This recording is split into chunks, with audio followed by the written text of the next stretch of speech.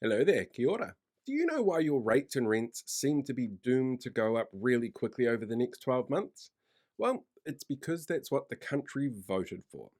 You see, every local authority around the country is looking at massive increases in rates, some as high as 30%, like the Far North District Council. And there are a huge range of reasons for these rises. It's not as simple as some politicians, particularly those who are in the middle of a by election, are claiming, like it's small projects like speed bumps and cycle lanes that is blame. And there are factors that hit some councils more than others. And the fix is just as complicated. It's not as simple as sticking to core services like pipes and roads or giving the politicians a pay cut, because that's not all the core services that are covered under this legislation, and that's also not how salaries work for politicians. See, let's take water infrastructure as an example. The government in November told councils that they were to include water infrastructure in their costings going forward.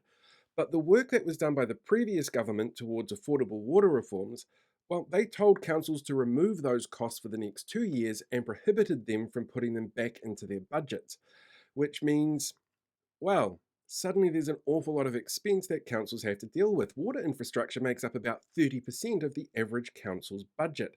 So the implications there are absolutely massive.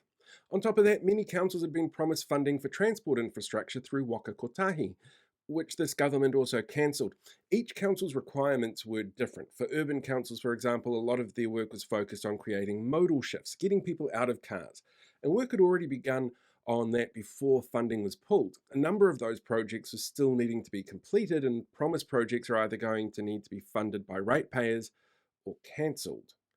And then you've got something like Auckland, where this week we saw the party that claimed taking GST off fruit and vegetables wouldn't be passed on to consumers, but getting rid of the 11-cent fuel tax absolutely would be passed on to consumers, ending the regional fuel tax in the city, which leaves an operating budget deficit for Auckland Council of between 1.2 and $4 billion over the next 4 years.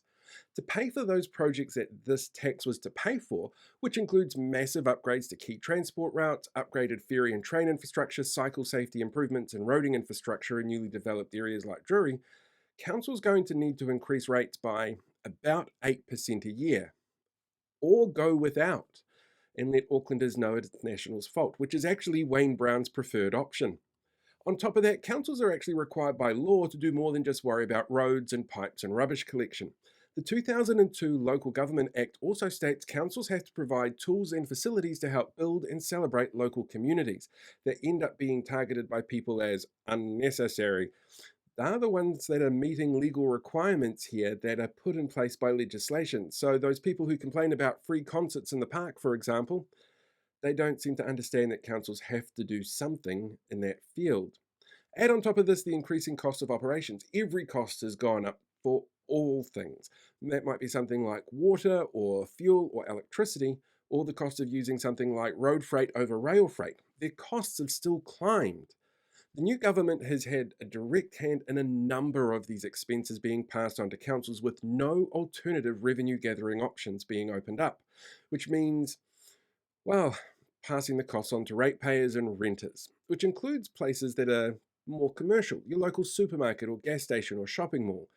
Their rates are going to go up as well, and those get passed on to their businesses and consumers.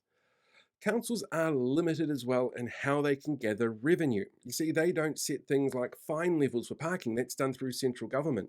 They can only charge a certain amount for parking spaces that they've got, and the number of those being used is actually dropping around the country. And you add in something like water infrastructure to the equation, it actually hits their debt to asset ratio that they can use for borrowing to build up new infrastructure. And things like development funds are actually reliant on whether or not councils are allowed to permit certain things to go ahead. Even a councillor's salary is set by an outside organisation that councils have no say over.